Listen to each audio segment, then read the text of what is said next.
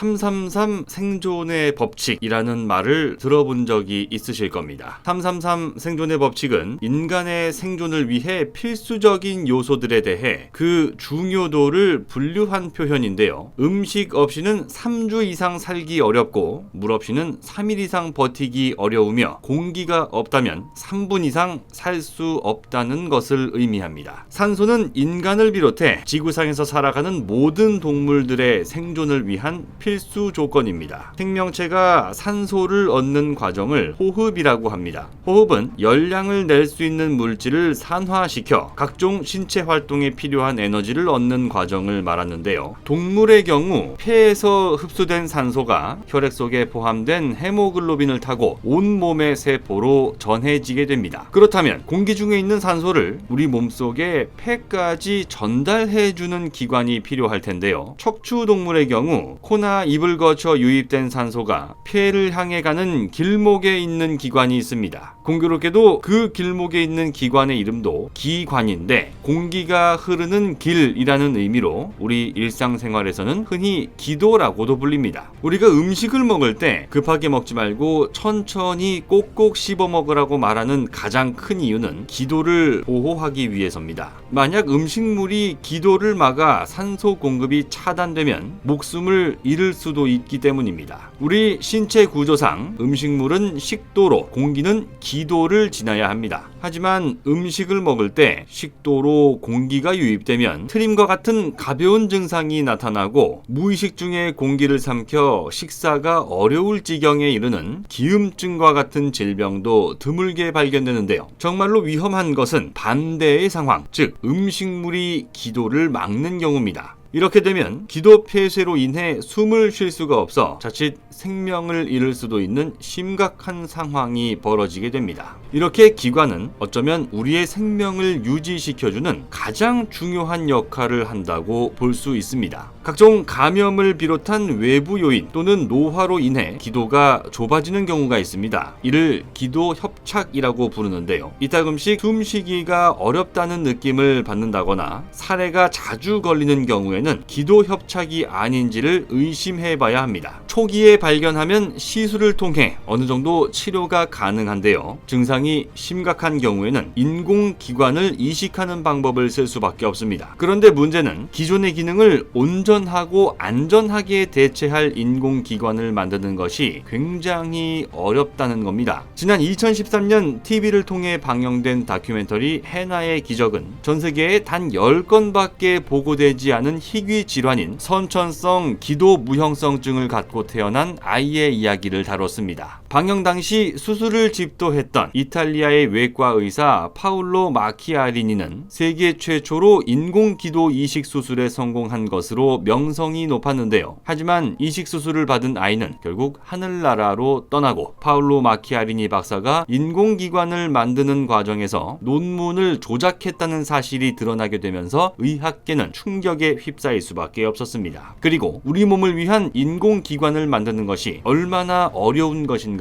다시 한번 실감하게 됐는데요. 그런데 2021년 8월 진짜 기적이 대한민국에서 일어났습니다. 눈으로 보고도 믿겨지지 않을 두 가지 첨단 기술이 만나 아직까지 전 세계 그 어떤 나라도 이루지 못한 놀라운 성과를 만들어낸 건데요. 첫 번째로 놀라운 사실은 우리나라 연구진이 맞춤형 이식용 인공기관을 개발하는데 성공했다는 것이고, 두 번째는 3D 프린터를 이용했다는 겁니다. 한국보건산업진흥원은 8월 9일 보도자료를 내고 가톨릭대학교, 서울성모병원, 가천대학교, 포항공과대학교와 TNR 바이오팹 연구팀이 3D 바이오 프린팅 기술을 통해 난치성 기관 결손 환자의 치료를 위한 맞춤형 이식용 인공기관을 세계 최초로 개발했다고 밝혔습니다. 3D 바이오 프린팅 기법은 3D 프린팅 기술을 통해 살아있는 세포를 입체 출력해서 우리 몸에 이식할 수 있는 장기나 조직을 만드는 기술인데요. 환자 개개인마다 각기 다를 수밖에 없는 기관의 결손 부분과 똑같은 모양과 크기를 가진 맞춤형 인공기관을 세계 최초로 제작한 겁니다. 보도자료에 따르면 연구팀은 줄기세포와 연골세포를 포함한 두 가지 종류의 바이오 잉크를 자체 재개발하고 우리 몸에 이식할 수 있는 생분해성 소재와 함께 3D 프린터를 이용해서 인공기관을 만들었습니다. 이렇게 만들어진 인공기관은 식약처의 의약품 제조 및 품질 관리 기준을 충족하고 실제로 인체에 이식할 수 있는 크기로 유효성 평가까지 통과한 것으로 알려졌는데요. 이를 바탕으로 전 세계에서 최초로 임상시험 계획 승인을 받은 3D 바이오 프린팅 제품이라는 타이틀을 얻게 됐습니다. 이번 세계 최초 3D 바이오 프린팅 인공기관 개발 성과에 대해 가톨릭대학교 서울성모병원 김성원 교수는 향후 임상시험을 통해 난치성 기관 결손 환자의 치료를 위한 맞춤형 3D 바이오 프린팅 기관 실용화 기술을 확보할 수 있을 것으로 기대한다고 전했는데요. 과거 반세기 동안 대한민국 국민의 기대 수명은 20년 이상 증가했습니다. 하지만 단순히 수명이 늘어나는 것만이 중요하다고 말할 수는 없습니다. 늘어난 수명만큼 질병으로 고통받는다면 인류 수명의 연장은 어쩌면 고통의 연장이 될 수도 있기 때문입니다. 전 세계 최초로 3D 바이오 프린팅 기술을 통해 인공기관을 만들어낸 대한민국 기업과 연구진의 기술력을 바탕으로 머지않아 우리의 모든 신체 장기를 윤리적이고 안전한 방법으로 확보할 수 있게 되면서 질병으로부터 좀 더 자유로운 인류가 될 수 있길 기대해봅니다. 곧 새로운 내용으로 다시 찾아뵙겠습니다. 좋아요 버튼과 구독 버튼을 눌러주시면 더 좋은 내용으로 보답하겠습니다. 감사합니다.